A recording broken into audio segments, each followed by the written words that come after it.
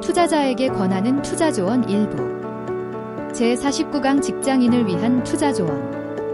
제50강 배당주 투자가 첫 방법이다. 제51강 돈을 잃지 마라. 제52강 장애 요인을 스스로 만들지 마라. 제53강 계단을 올라라. 스노우볼 효과. 제54강 시기별 투자의 핵심과 무난한 투자 방법, 자금 형성 시기, 중간 시기, 본격 투자 시기, 은퇴 플랜. 제55강 포트폴리오 구성과 관리. 제56강 포트폴리오 평가와 개선. investment.liveclass.com. 행복한 금융투자 강사 류상혁.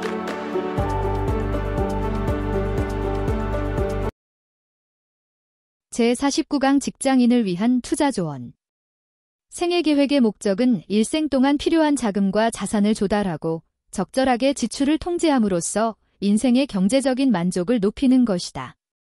장기적인 계략의 계획을 함으로써 필요한 때에 필요한 자금이 무엇인지 알아내고 이를 준비할 수 있도록 한다.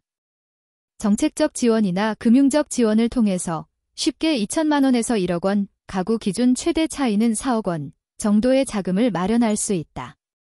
대표적인 것이 청년기 지원, 경제적 약자에 대한 지원, 출산 휴가에 관한 직접적인 지원, 주택 공급과 금융 지원, 노후에 관한 지원, 이와 관련한 금융세제 지원이 있다.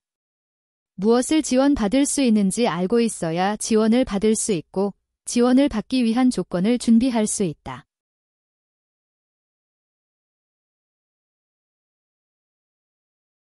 생애계획에서 투자까지. 생애계획은 일생에 걸쳐서 필요한 자금을 알아내고 각 시기에 들어오는 자금의 크기와 성격을 파악하고 각 시기의 지출을 적절하게 통제하는 것이다. 자산관리는 현재의 자산을 파악하고 소득과 지출의 차이에서 발생하는 자금을 운용할 수 있는 기간에 따라서 구분하는 것에서 출발한다. 투자계획은 구분된 자금에서 선택할 수 있는 적절한 보험, 예적금, 주택청약종합저축 포함, 퇴직연금과 IRP, 연금저축펀드에 우선 할당할 수 있다. 만 14세, 성인이 되기 5년 전부터 주택청약종합저축월 2만원 납입은 핵심적으로 준비할 부분 중 하나이다.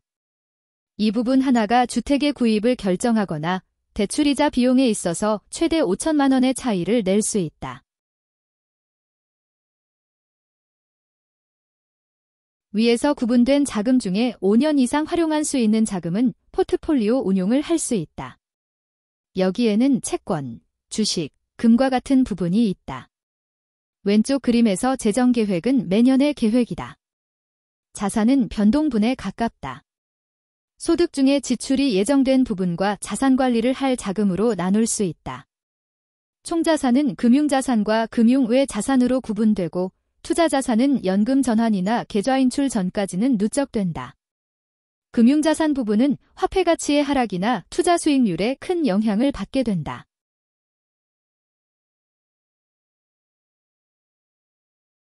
투자에 있어서 유의할 부분. 증권사, 보험회사, 은행 등에서 상품을 팔 때에 흔히 그것이 매우 좋은 것처럼 과장하거나 일생에서 필요한 금액을 과장하는 경우가 많다. 이에 그들의 이해관계에 따라서 과장된 정보를 바르게 재해석해서 선택하는 것이 중요하다. 근로소득과 사업소득을 늘리고 예적금만을 하거나 과거에 부동산 투자를 해온 사람들은 부자가 많다. 그런데 주식 투자를 한 사람들 중에는 위의 예보다가 부자가 되는 경우가 드물다. 투자에 실패하는 사람들이 많은 것이다. 이것이 결과인데 주식 투자를 권하기 어려운 이유가 된다. 한 시기에만 투자를 하거나 한 종목에 투자를 하게 되면 운에 따라서 결과가 엄청나게 달라지게 된다. 따라서 기간 분할과 종목 분산을 통한 포트폴리오 관리 차원에서 투자를 할 수 있다면 쉽게 7%년에 가까운 수익률을 낼 수 있으므로 예적금이나 채권 투자, 부동산 투자에 비해 높은 수익률을 낼 수 있다. 자산이 많은 경우. 자산이 많은 경우는 현재, 당분간, 필요 이상의 자산은 일생에 걸쳐서 나눠 쓰는 계획을 할 수 있다. 자산이 많은 경우는 투자가 중요해진다. 소득이 많은 경우. 소득 활동에는 필수적으로 자기계발과 시간이 필요하다. 사업이나 근로소득이 많은 사람은 투자에 들어가는 시간을 줄이고 소득이 줄어드는 시기로 소득을 이연하는 방법을 찾는 것이 좋다. 분리과세나 비과세 상품에서 찾을 수 있고 소득의 규모에 따라서는 ISA, 연금저축, 상황에 따라서는 개인 투자용 국채가 해당될 수 있을 것이다. 장기 연평균 인플레이션이 4% 수준인데 장기 채권이 수익률이 5% 이상인 경우에는 장기 국고채 20년물을 매년 총 투자액의 5%씩 분할 매수하는 것도 기본적인 방법이 될 수 있다. 소득과 자산이 부족한 경우, 채무가 과다한 경우. 소득과 자산이 부족한 경우에는 우선 소득을 늘릴 수 있는 방법을 찾아야 한다. 근로소득과 사업소득에서 소득을 늘리기 어려운 경우에는 다양한 국가와 지방자치단체의 주거, 교육, 의료, 노동, 생계 지원책을 찾아보는 것이 좋다. 지출을 통제하고 채무의 부담이 큰 단기 고금리 채무를 줄여나가거나 갈아탈 수 있는 대출 상품이 있으면 바꿔야 한다. 이래도 부채를 상환하기 어렵다면 신용회복, 개인회생을 통해서 문제를 줄일 수 있고 노년이라면 개인 파산도 고려할 수 있다. 전문적인 법률 사무소 등의 상담을 받아보고 부채 규모가 생계를 위협하는 상황에 즉시 대응하는 것이 부채를 키우는 것보다 유리한 경우가 많을 것이다. 투자 수익이 많은 경우. 투자 수익이 결과적으로 많이 난 경우에는 이것이 우연에 의한 것인지 미래에도 같은 방법으로 기대 가능한 것인지를 판단해야 하는데 결과가 운과 실력이 섞여 있거나 판단하기 어려운 경우가 많이 있다. 투자 수익금을 10년간 나눈 정도의 수익률을 실력으로 보고 다음 연도에는 2년 누적 결과를 20% 반영하고 그 다음 연도에는 30%를 반영하는 방법으로 판단이 어렵거나 운과 실력이 섞인 경우에 평가할 수 있다. 예를 들어서 1천만 원으로 100% 수익을 낸 경우는 수익금으로는 1천만 원이고 수익률로는 100%이다. 하지만 이것이 지속될 가능성이 낮으므로 10년간 100% 정도의 수익을 낸 것으로 보고 그 다음 연도에 손실이 나면 손실을 반영하고 다음 해에는 10% 수익이 났으면 2년이 되었기 때문에 이를 20%씩 반영하면 2년에 40%이다. 그리고 2차년의 10%는 장기평균 기대 수익과 유사하므로 그냥 반영한다. 이 둘을 합치면 2년에 50%이고 25%년으로 계산해서 일단 이 수준에서 기대하는 방식을 말한다. 자산의 축적은 어디에서 주로 차이가 나는가? 1. 소득활동에서 차이가 나는데 불필요한 걱정이나 시간 낭비를 줄임으로써 소득활동을 더하거나 자기개발을 할 시간과 돈을 만들 수 있다. 가장 많은 차이가 여기로부터 나온다. 2. 국가의 지원정책을 활용하는 것에서 차이가 난다. 재정계획과 지원정책에서 자금을 다른 사람보다 2천만 원에서 2억 원 정도 더 만들 수 있다. 3. 내 집 마련 과정에서 큰 차이가 날 수 있다. 원하는 집을 싸게 구매하거나 대출 조건에서 이자 부담을 줄일 수 있다. 4. 지출을 잘 통제함으로써 불필요한 지출을 억제하고 동일 지출에서의 만족을 늘릴 수 있다. 자동차 마련에서 상황에 따라 유리한 선택 방법이 있다. 5. 적절한 보험 설계를 통해서 리스크를 줄이고 동일 보장에서의 비용을 절감할 수 있다. 6. 위 투자 준비와 투자에서 많은 차이가 날 수 있다. 주요 체크리스트. 1. 재정계획의 중요성을 알고 재정계획을 적절한 정도로 수립하고 있는가? 2. 지원정책을 잘 활용하고 있는가? 청년기 지원정책, 저소득층 지원정책, 저소득층 근로자 지원정책, 주택청약종합저축 조기가입, 결혼 출산 육아 지원정책, 주택지원, 전세자금 지원, 주택구매 대출 지원, 취등록세 감면, 증여세 면제, 절세 방안, 각종 분리과세, 소득공제, 세액공제, 퇴직연금, IRP, ISA, 연금저축, 노후생활 지원정책, 사무주택 마련 계획, 여러 차례 전월세, 구입, 이 지원정책을 잘 활용하고 나의 생활과 가족의 삶에 있어서 적절한가? 4. 적절한 보험 설계로 리스크를 줄이고 동일 보장 수준에서의 비용을 절감하고 있는가? 5. 교통 및 자동차 마련 계획에서 비용 절감을 적절하게 하고 있는가? 6. 여유자금에서의 자기개발, 관계 개선, 저축 투자의 자금 할당이 적절한가? 7. 자산관리 계획과 실행은 문제없이 진행되고 있는가? 8. 5년 이상의 투자 가능 자금을 구분하고 있는가? 9. 투자 준비는 했는가? 10. 투자 실력, 학습, 연구, 태도, 경력은 적절한가? 투자가 생활의 다른 부분이 방해를 받지 않을 정도의 시간과 비용 내에 가능한가? 11. 왜 투자의 계획과 실행이 잘 되고 있는가? 12. 자기의 투자 실력에 대해 적절하게 평가하고 있는가?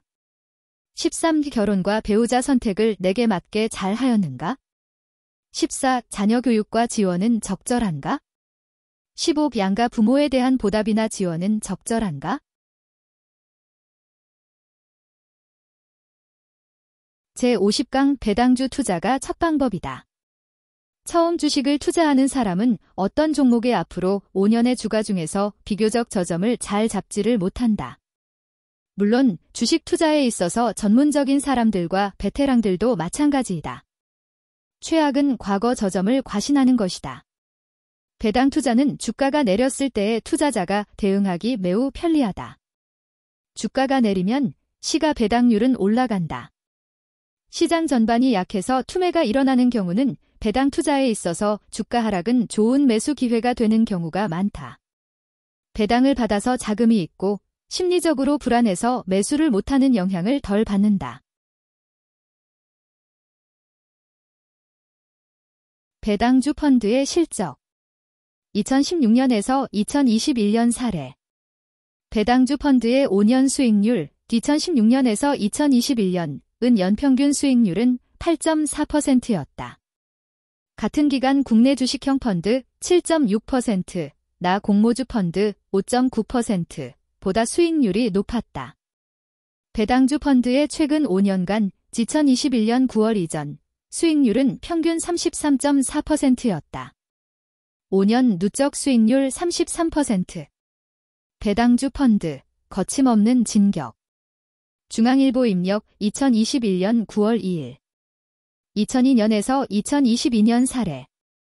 신영밸류 고배당 펀드는 펀드 설정 이후 732%, 베어링 고배당 펀드 603%로 높은 성적을 내고 있다. 신영밸류 고배당 펀드는 2003년 5월 설정돼 현재 순자산 규모는 1조 1천억 원 수준에 이른다. 베어링 고배당 펀드의 경우 지난 20년 동안 코스피 지수보다 수익률이 낮았던 해는 단 7차례에 그쳤다. 2023년 6월 25일 한국펀드평가 분석 결과에 따르면 장기펀드의 최근 20년 평균 누적 수익률은 269%를 기록했다. 20년 잊고 살았더니 대박, 묵히니 금 됐다. 11배나 오른 펀드는? 매일경제 김정범 기자, 2023년 7월 25일.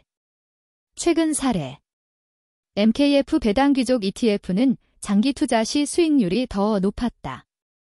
연초 이후 상승률은 12.6%를 기록했고 지난해 10월 상장 이후 수익률 14.8%를 달성하며 상승 곡선을 그리고 있다.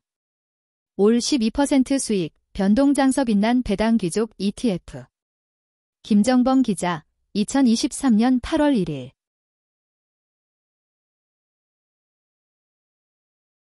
배당주 투자에 대한 결론. 배당주 투자는 주식 투자를 잘하지 못하는 사람에게 매우 적합한 투자이다. 주식 투자를 잘하는 사람도 이를 사용하는 것이 나쁘지는 않다. 중장기간 투자를 할 경우에 시장 평균 수익률을 대부분 초과할 수 있다. 시장 하락이 끝난 후 추가 매수를 하기 쉬워 포트폴리오 관리가 편하므로 주식 시장을 자주 볼 수 없는 직장인에게 적합한 투자 방법이라고 할 수 있다.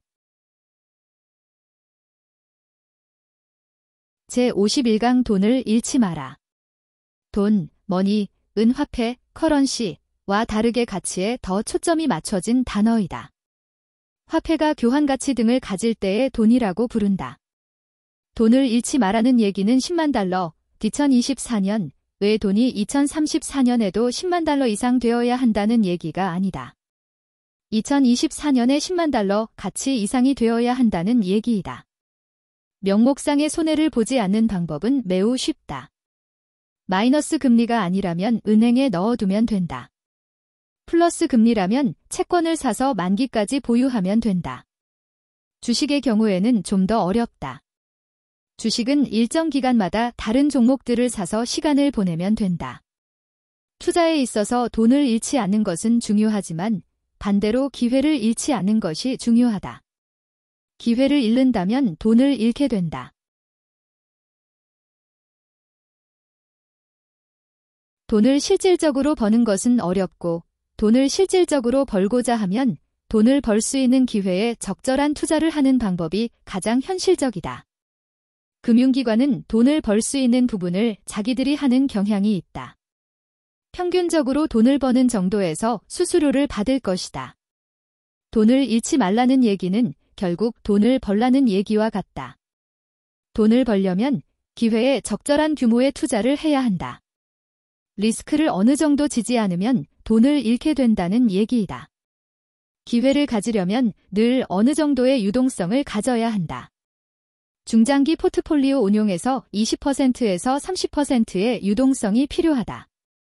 이에 적금, 단기 채권 포함은 유동성이라는 기회를 유지하고 화폐의 보관 비용을 줄이는 것이 주목적이라고 할 수 있다.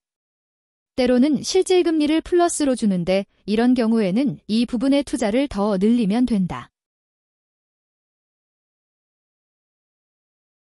돈을 벌기 위한 방법 1. 유동성을 유지하는 데 있어서 돈을 벌거나 비용을 낮게 유지한다. 이에 적금, RP, CMA, MMF, 단기 채권을 활용할 수 있다.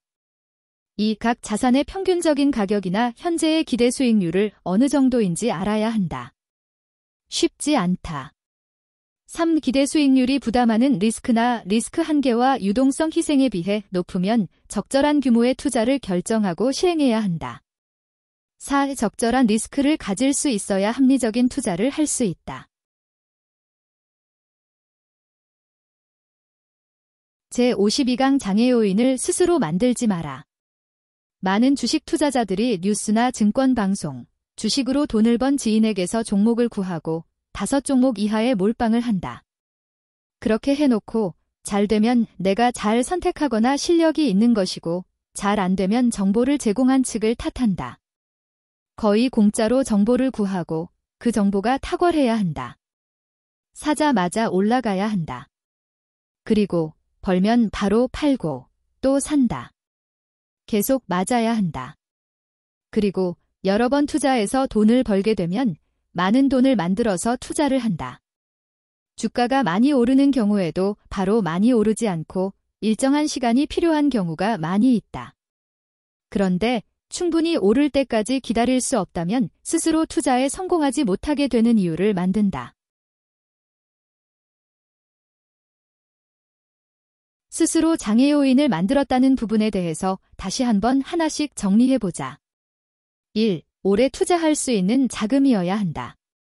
2. 손실을 합리적으로 수용할 수 있어야 한다. 3. 투자에 필요한 태도, 경력, 지식을 갖추어야 한다. 4. 합리적인 수익 기대를 가져야 한다. 비교적 확실한 수익을 낼 수 있는 대안을 가져야 한다.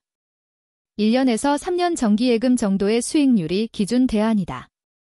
새롭게 검토되고 있는 투자안이 기준 대안보다 나은 경우에만 투자를 실행한다. 기준 대안이 있으면 최소한 기준 대안만큼의 수익률은 거의 늘 낼 수 있게 된다.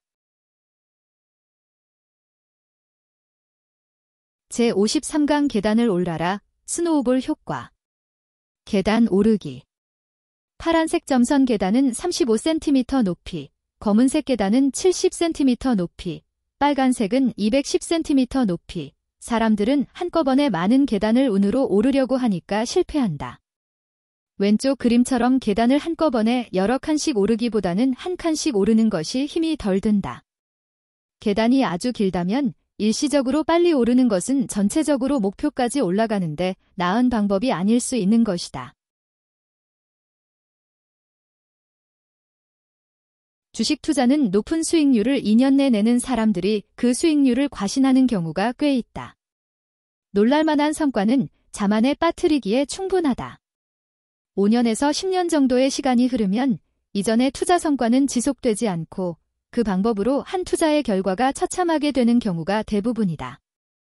실력에 의한 것을 기대할 수 있고 지속 가능하게 자신이 어느 정도의 수익을 낼 수 있는지 아는 것이 중요하다. 주식 투자는 운의 영향을 매우 크게 받는다. 그래서 운에 따른 결과를 믿기 쉽다. 또한 운에 의한 것이라고 생각되지 않는 측면들이 자주 섞여 나온다. 대부분의 투자자들은 죽을 때까지 직업적 전문가라 할지라도 모른다는 것을 모르는 시간이 거의 10년에서 20년에 달할 수 있다. 무엇인가 시장보다 나은 수익률을 낼 수 있다는 것이 나온다면 그것이 계속 지속되는 한 어느 정도 계속 해볼 필요가 있다. 스노우볼 효과, 스노볼 효과. 언덕에서 눈을 굴리면 처음 눈덩어리 보다가 굴러가면서 붙어가는 눈들이 뭉쳐서 나중에 매우 큰 눈덩어리가 되는 것을 스노우볼 효과라고 한다.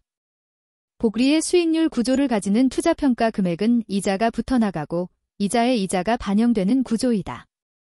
적립식인 경우에는 더욱 드라마틱한 결과가 되는데 원금 자체가 누적적으로 증가하기 때문이다. 위의 표는 매년 초에 100만 원씩 적립한 결과이다. 수익률에 따르는 명목 계좌 금액과 인플레이션 4%를 가정한 실질적인 금액의 차이를 보여준다. 그런데 투자 실력에 따라서 수익률이 변동이 된다. 처음에는 3% 수준에서 투자 실력이 있게 되면 10%에서 12%까지 수익률이 올라갈 수 있다. 이런 식의 결과이기 때문에 금액이 적은 때의 행운으로 100%에서 400%의 이익을 얻어도 결과적으로 큰 수익금을 내서 노후에 안정적으로 살 수 있는 것이 아니다. 본 강사의 판단으로는 일정한 금액이 되기 전까지는 투자 실행에 필요한 시간을 줄이고 대신에 그 시간으로 근로소득이나 사업소득을 더 얻는 것이 훨씬 유리하다. 한번 제대로 배워서 투자 실력이 시장 수익률보다 나은 정도로 하는 것은 특별히 큰 노력이나 시간이 필요 없을 수 있다. 이런 정도의 실력만 갖추고 나머지 더 높은 수준이 되는 것은 연구조사 개발 비용이 더 많이 들 수도 있기 때문에 그런 부분을 고려해서 할지, 연구를 하지 않을지를 결정하는 것이 좋겠다.